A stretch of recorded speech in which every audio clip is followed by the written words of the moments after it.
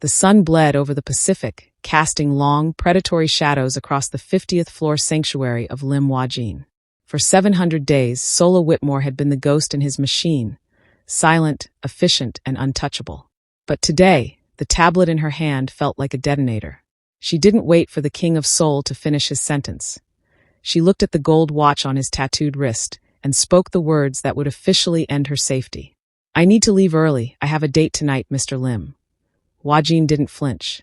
He remained hunched over the mahogany expanse, his thumb tracing the jagged ink on his knuckles while his generals argued over territory in hushed, terrified tones. The air in the office was thick with the scent of expensive sandalwood and the metallic tang of unspoken threats. Sola stood by the floor-to-ceiling glass, the shimmering coastline of the city mockingly beautiful behind her. She was a silhouette of corporate perfection, bun tight, spine straighter than a blade. "The Busan shipment is stalled." Hwa-jin's voice finally cut through the room, a low, gravelly vibration that settled in Sola's marrow. He didn't look up. He didn't have to. His power was a physical weight, anchored by the heavy gold Cuban links resting against his collarbone. If the port authorities want to play at being heroes, show them what happens to martyrs. The generals scurried out like shadows retreating from light.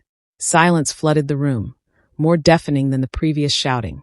Sola felt his gaze before she saw it, a predatory heat that crawled up her legs.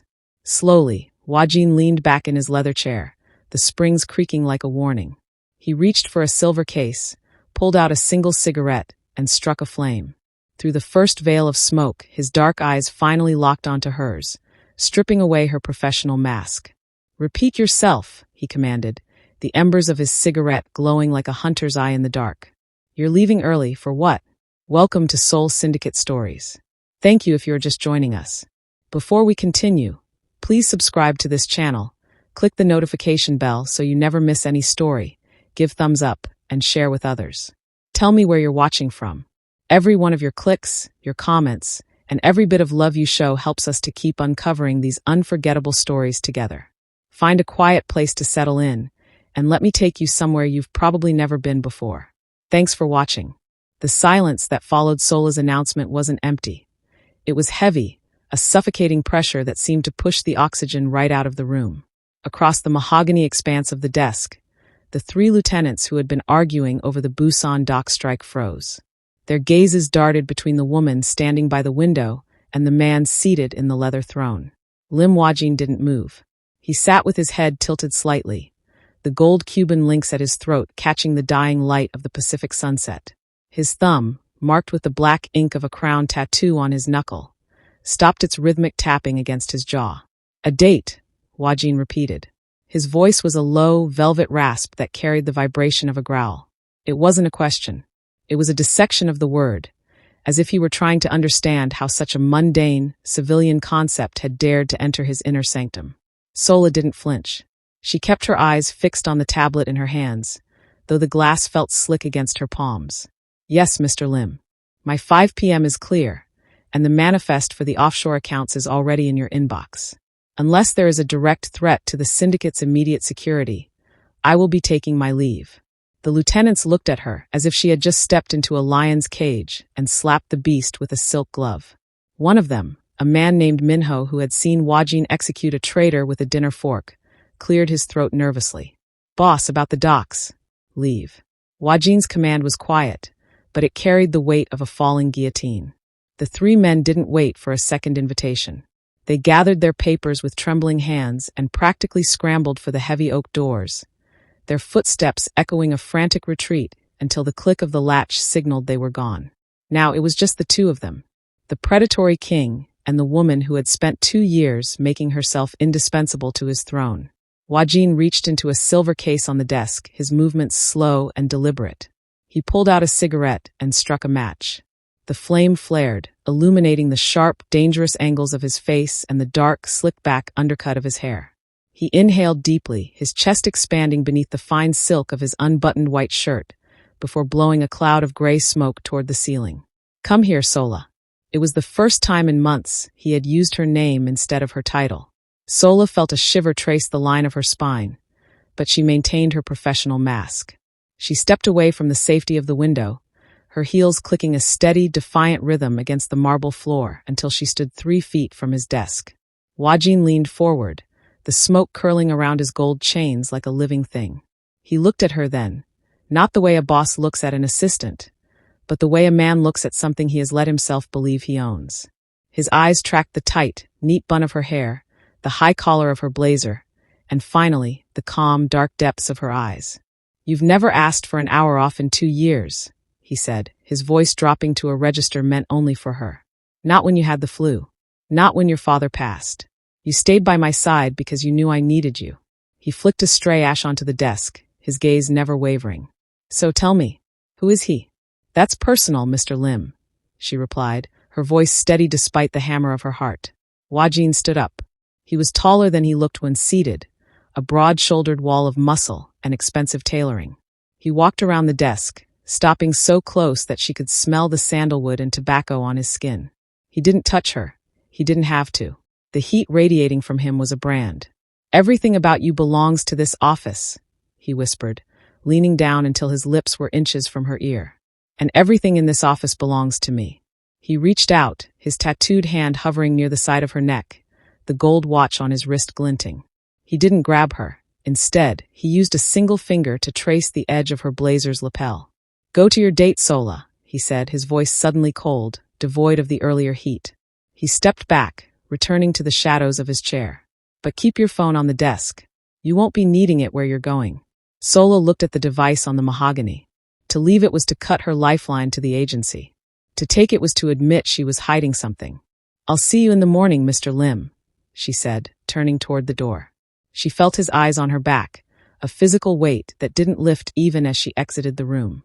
Behind her, the sharp click of Hwa-jin's lighter sounded again in the silence, a final, ominous punctuation to her departure. He wasn't letting her go. He was just giving her enough rope to see who she would hang with it. The heavy oak doors clicked shut, echoing through the cavernous office like the cocking of a weapon. The sudden absence of the lieutenant's frantic energy left a vacuum, one that Lim Hwa-jin filled with a single, slow inhalation. He didn't rise from his chair. He didn't need to. His presence expanded until the floor-to-ceiling windows seemed to shrink, trapping Sola in a world that consisted only of him and the scent of expensive sandalwood turning to ash. Hwa-jin reached for the silver lighter on his desk. The metallic snick was deafening in the silence. He didn't look at Sola as he touched the flame to the tip of his cigarette, his eyes hooded and dark. He took a long, measured drag, the orange cherry glowing like a warning light in the dimming office.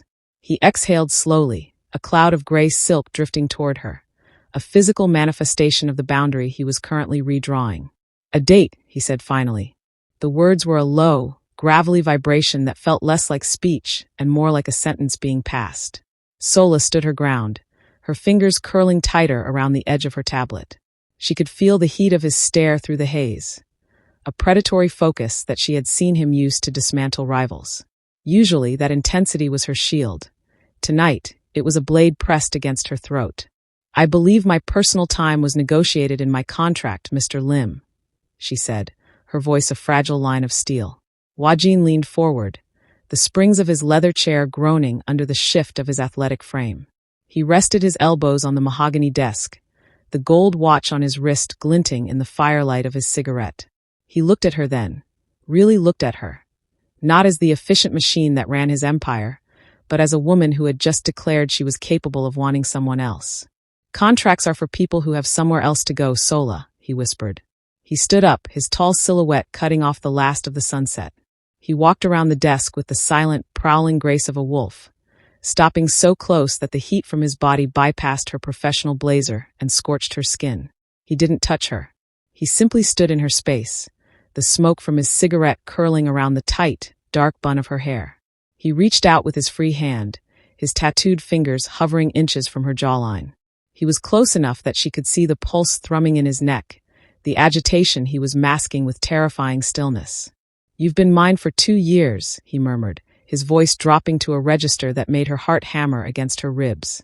"Every hour of your day, every thought in that sharp mind of yours. I let you think you were free because you never tried to run." He took another drag, his eyes never leaving hers. The silence stretched, taut and vibrating like a wire about to snap. "Tell me," he said, The tip of his cigarette inches from the documents on the desk. Does he know whose shadow you stand in? Does he know that when you look at him tonight, you'll still be tasting the smoke from my office?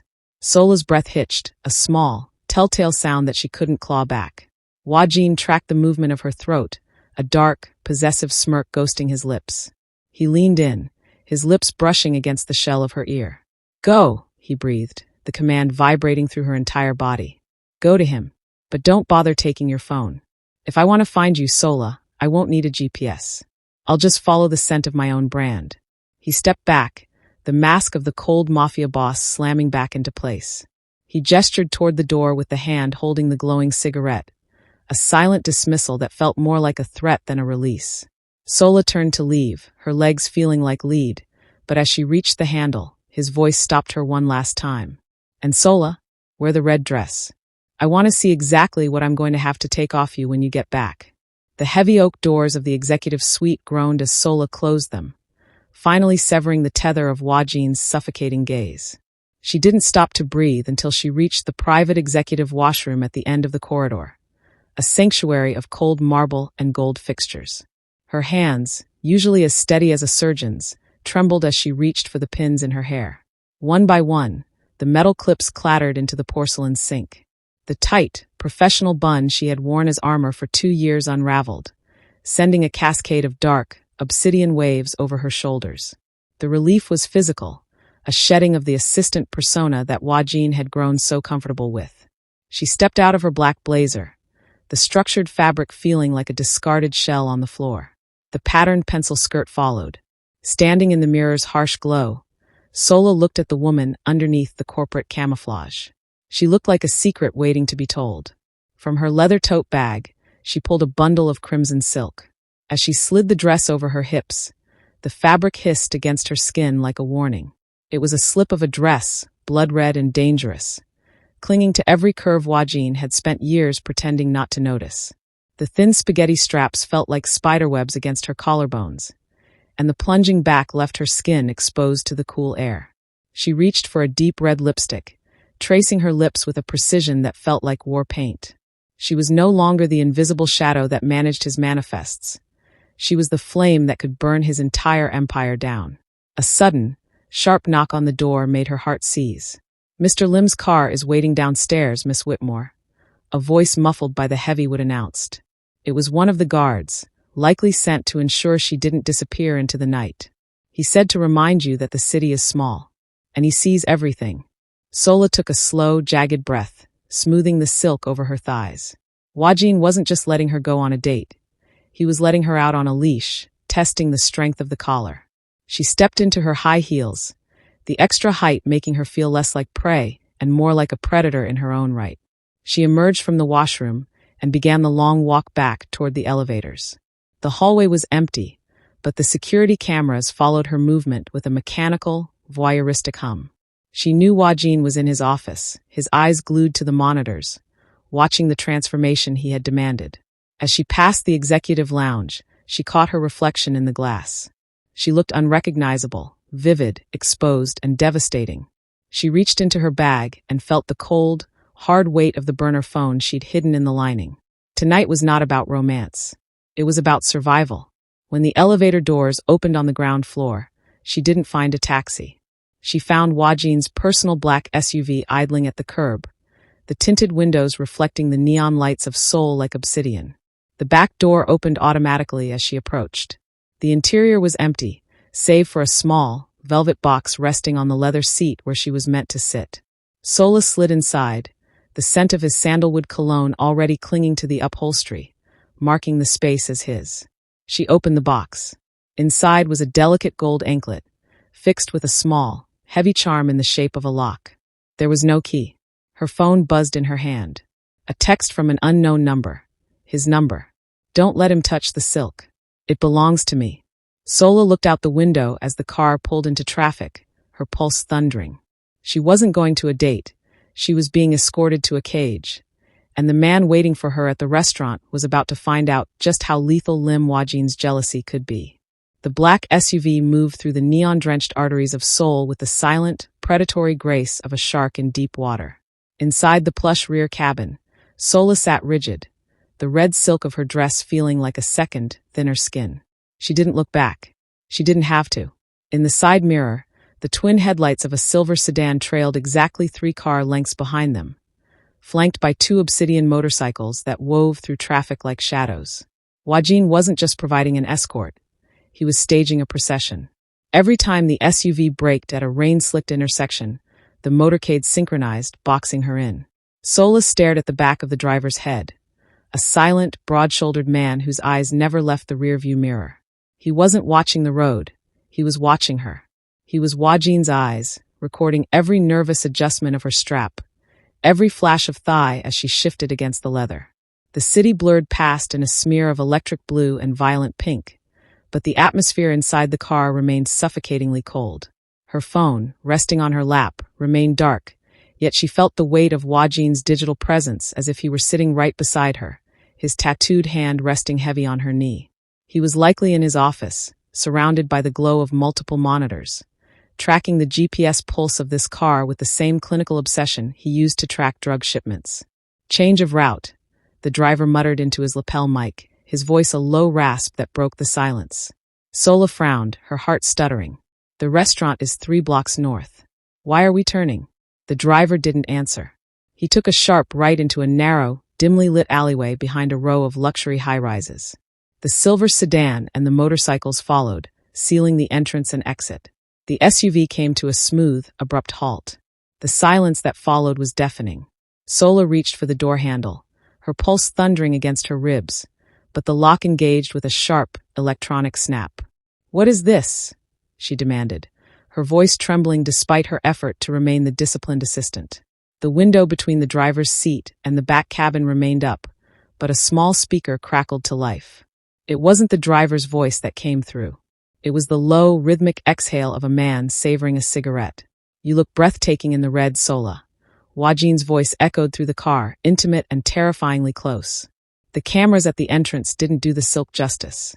Sola looked at the internal camera mounted near the ceiling light. She realized then that he wasn't just watching the car's location. He was watching her. "You're stalking me, Hwa-jin," she breathed, using his name as a weapon. "Let me go to my date." "I am protecting my investment," he countered. The sound of a lighter flicking open sparked through the speaker. "The man you're meeting, he has a habit of looking at things he can't afford. I wanted to make sure he understands the cost of touching what belongs to the Lim syndicate." One of the motorcycles roared outside, the vibration rattling the SUV's frame. Sola felt the gold anklet, the lock without a key, rubbing against her skin. It felt like a brand. "I won't be late because of your ego," she snapped, though her eyes were wet with a mix of fury and fear. "You're already late," Hwa-jin replied. The locks clicked open. "The motorcade will stay outside the restaurant. If he sits too close, I'll know. If he touches your hand, the lights in that building will go out. Do you understand me, Sola?" She pushed the door open, the humid night air rushing in, but Hwa-jin's voice caught her one last time before she could step onto the pavement.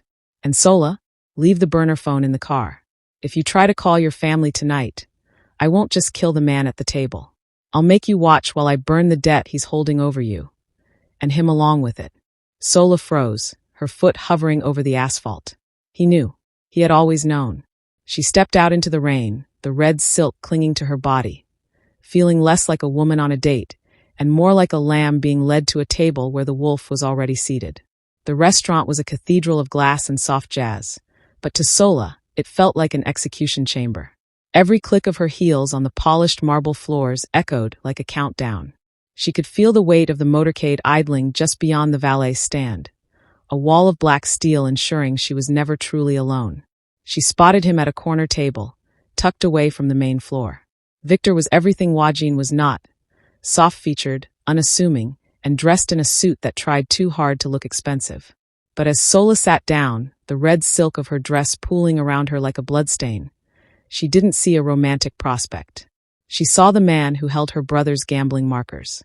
"You're late, Sola," Victor said, his voice lacking the resonant gravity she was used to. He didn't rise to greet her. Instead, he took a slow, deliberate sip of water, his eyes scanning her exposed shoulders with a clinical greed that made her skin crawl. "And you're dressed like, well, I assume the rumors about you and the Dragon of Seoul are more than just professional gossip." The manifests are in order, Victor, Sola whispered, her voice tight as she leaned forward, her hair veiling her face from the security cameras she knew Hwa-jin was monitoring. My brother's debt. I brought the first installment of the account codes. Now give me the physical markers. Victor's smile didn't reach his eyes. He reached across the table, not for the digital drive she had produced, but for her hand. His fingers were cold, lacking the calloused warmth of the hand that had traced her lapel only an hour ago. Sola instinctively flinched, her heart hammering against her ribs as she remembered Hwa-jin's warning. If he touches your hand, the lights in this building will go out. The codes aren't enough anymore, Victor murmured, his grip tightening until his nails bit into her wrist. Interest has a way of compounding when you're dealing with people like me. Your brother didn't just lose money, Sola. He lost his life. I'm the only reason he's still breathing. Sola felt the air leave her lungs. We had a deal. The deal changed the moment you walked in here wearing a dress that costs more than his debt, Victor hissed, leaning in until she could smell the sour scent of his cologne. You've been playing house with Lim Hwa-jin for 2 years. Think of what a rival faction would pay for the biometric keys to his private server. Or better yet, think of what Hwa-jin would do to your family if he found out his perfect shadow was a thief. He leaned back, his eyes darting toward the front entrance where the black-suited shadows of Hwa-jin's men were visible through the frosted glass. A cruel smirk twisted his face. Smile, Sola. Look like you're enjoying your date. Because if you don't walk out of here and hand me those keys by midnight, I'm sending a video of your brother's accident to the police and his location to the Lim Syndicate's cleaners. You have 10 minutes to decide if you're his assistant or his traitor. Sola froze. The gold anklet Hwa-jin had given her feeling like a lead weight dragging her into the depths. She looked toward the window, catching the reflection of a black SUV idling at the curb. The tinted glass was a one-way mirror, and she knew Hwa-jin was behind it, his finger on a trigger she couldn't see. She wasn't just trapped between 2 men. She was trapped between a slow death and a violent one. Just as she opened her mouth to speak, the restaurant's heavy front doors swung open. The jazz didn't stop, but the atmosphere curdled. The waiter dropped a tray of crystal flutes. The room went silent. Standing in the entryway, silhouetted by the neon rain, was Lim Hwa-jin, wearing a coat. His shirt was stark against the dark, and the gold chain around his neck gleamed like a noose. He didn't look at the staff or the patrons. His eyes were fixed solely on Sola's hand, still trapped in Victor's grasp. He didn't scream. He didn't draw a weapon. He simply reached into his pocket, pulled out a cigarette, and looked at Victor with the smile of a man who had already decided where the body would be buried. The heavy glass doors didn't just open. They seemed to surrender. The sophisticated hum of the restaurant died instantly, replaced by a vacuum of sound so absolute that the flickering of the table candles felt loud. Lim Hwa-jin stepped across the threshold, a vision of monochromatic violence in a $10,000 charcoal suit that made the upscale interior look cheap and hollow. He didn't look like a man entering a room. He looked like a god reclaiming a temple. He didn't rush. He moved with a slow, rhythmic gait, his handmade Italian leather shoes striking the marble with the precision of a ticking clock. The gold Cuban link chain at his throat caught the overhead light, a shimmering line of wealth that contrasted sharply with the dark, jagged ink of the tattoos creeping up his neck. Behind him, the night seemed to follow, his silent motorcade standing like sentinels against the rain-streaked glass. Sola felt her breath hitch, her lungs refusing to expand as Hwa-jin's gaze cut through the crowd. He ignored the panicked manager and the wide-eyed socialites, his focus narrowing until the world consisted only of the small corner table where Victor still gripped her wrist. Victor's hand began to shake.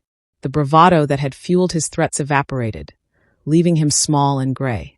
He tried to pull his hand away from Sola, but Hwa-jin was already there. Hwa-jin didn't say a word. He stood over them, his presence a physical weight that made it hard to breathe. He reached out with a hand adorned in gold and ink, the heavy weight of his watch catching the light. With agonizing slowness, he took the cigarette from his lips and exhaled a plume of smoke directly into Victor's face. The scent of expensive tobacco and sandalwood masked the sour smell of fear radiating from the smaller man. "You're sitting in my chair," Hwa-jin said, his voice a low, gravelly vibration that sent a tremor straight through the floorboards. I was just leaving, Mr. Lim," Victor stammered, his chair screeching against the marble as he scrambled to his feet. "It was just a dinner, a misunderstanding." Hwa-jin didn't look at him. He was looking at Sola. His eyes traveled from the exposed silk of her shoulders down to the gold anklet he had forced her to wear, marking the way the red fabric clung to her skin. His jaw tightened, a muscle leaping in his cheek as he processed the fear in her eyes and the red marks Victor's fingers had left on her skin. He reached out, his thumb brushing against Sola's jawline with a tenderness that was more terrifying than a blow. "I told you not to let him touch the silk, Sola." He turned his head slightly, finally acknowledging Victor, who was paralyzed 3 feet away. Hwa-jin didn't raise his voice. He didn't have to. "If you are still in this building when I finish my drink, I won't just take your life. I'll take everything that bears your name." Victor fled. He didn't run. He vanished, stumbling over his own feet as he disappeared into the rainy night. Hwa-jin didn't watch him go. He pulled out the chair Victor had occupied and sat down, invading the space Sola had tried to carve out for herself. He leaned forward, his elbows resting on the white linen, his face inches from hers. The silence between them was a live wire, humming with 2 years of suppressed hunger and the fresh, sharp edge of his possessiveness. "Now," Hwa-jin whispered, his eyes dark with a proprietary rage that made her pulse thunder against the gold of her necklace. "Tell me again why you thought another man was worth my time." He didn't wait for an answer. He reached across the table and caught her hand, his tattooed fingers interlacing with hers, his grip a velvet shackle. Under the table, he nudged her leg with his, the contact of his suit trousers against her bare skin feeling like a brand. "The date is over, Sola. From this second on, you don't look at anyone but me." Hwa-jin didn't just take Victor's seat.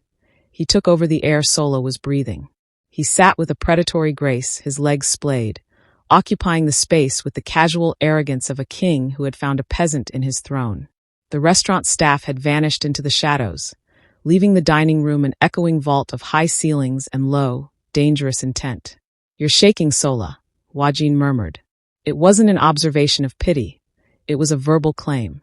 He reached out, his hand wrapping around her forearm. His touch was a stark contrast to Victor's weak, sweaty grip.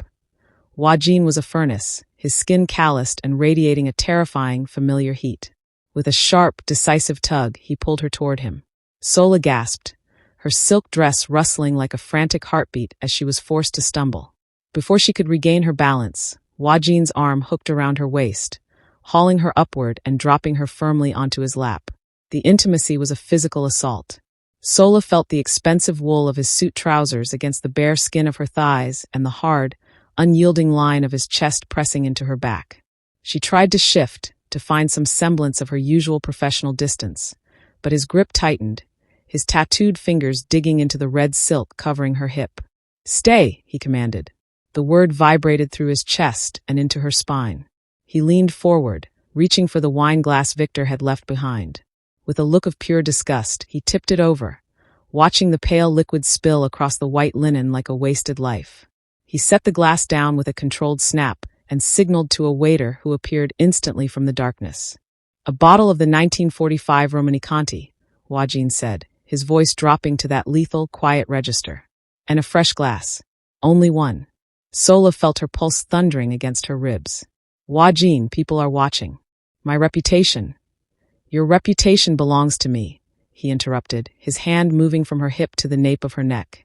He threaded his fingers through the dark waves of her hair, pulling her head back until she was forced to look at him. His dark eyes were swimming with a proprietary fever, a mix of raw jealousy and something far more hungering. "Everyone in this city knows that the only reason you breathe is because I allow it.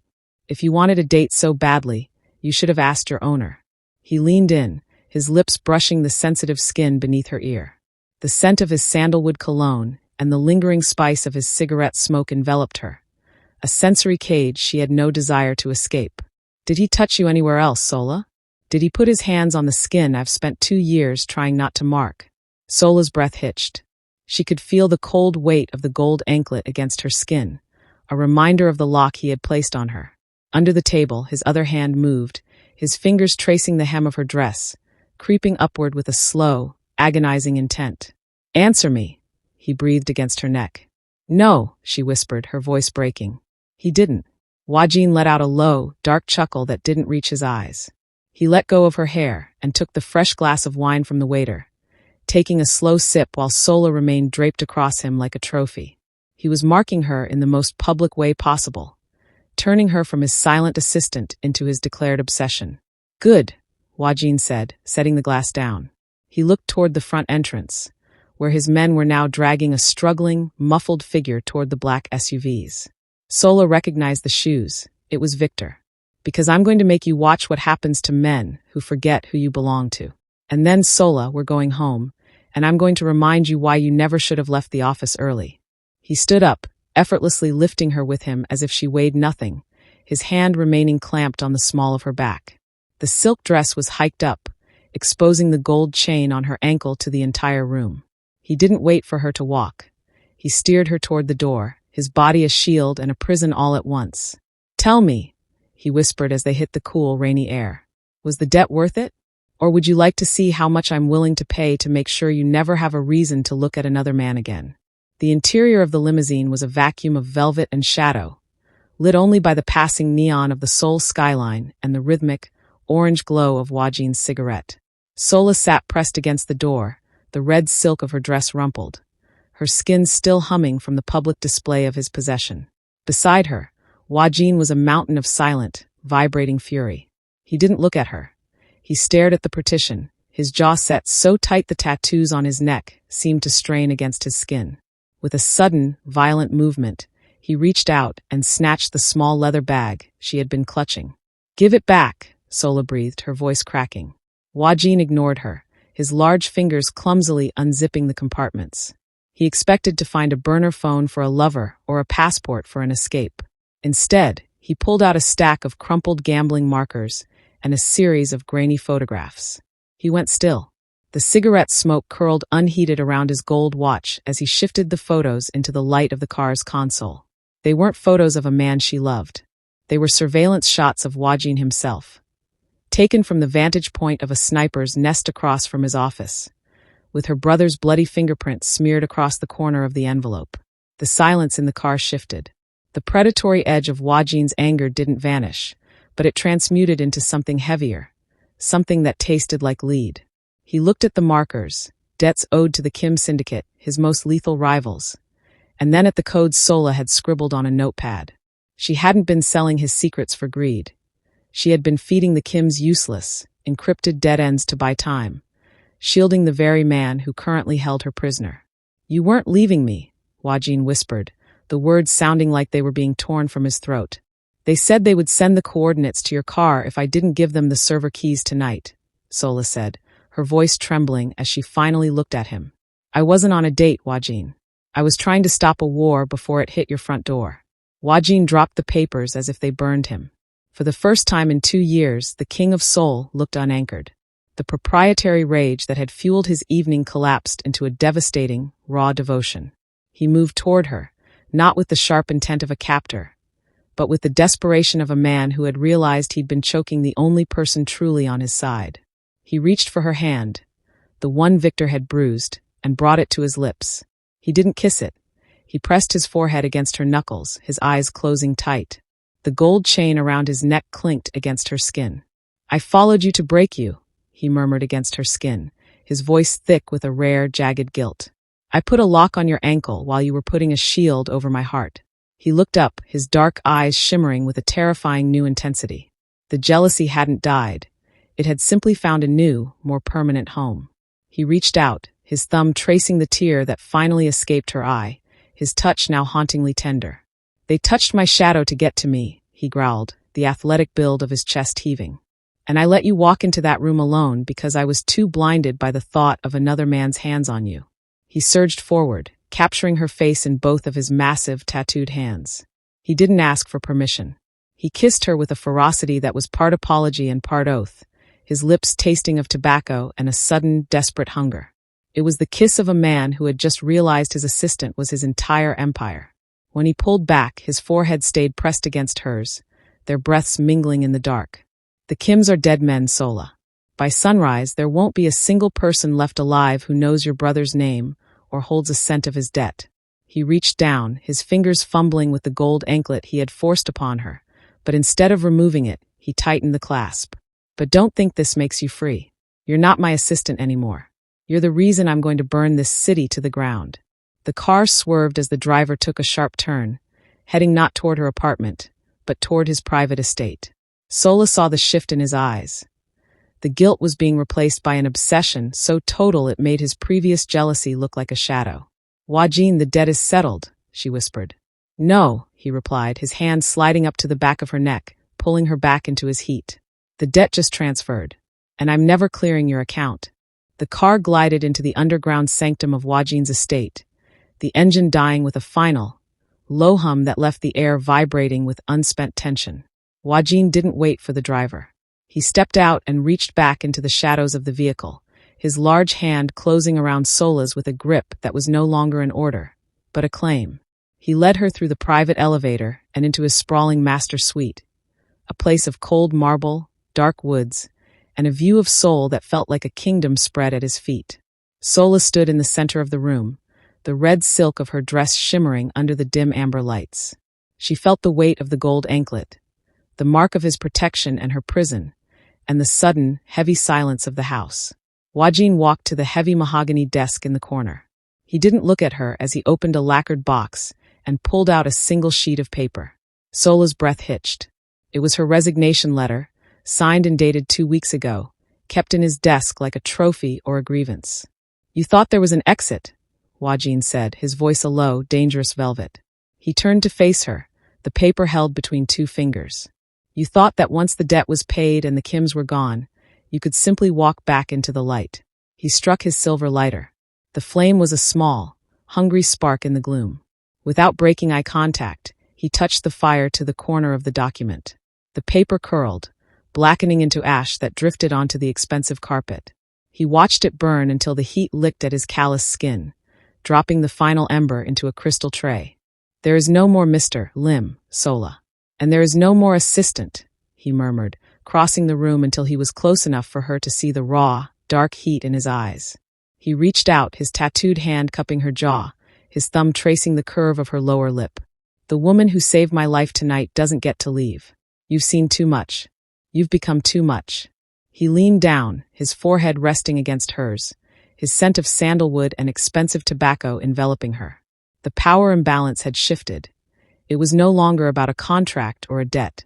It was about a hunger that had finally been unmasked. "I'm going to give you everything you ever wanted for your family," he whispered against her skin, his voice thick with a terrifying, absolute devotion. "I'm going to build a wall around you so high that the sun won't reach you unless I allow it. You'll have the finest silk, the rarest gold, and the blood of anyone who dares to speak your name." He moved his hand down to the small of her back, pulling her flush against his athletic frame. The red silk felt like nothing between them.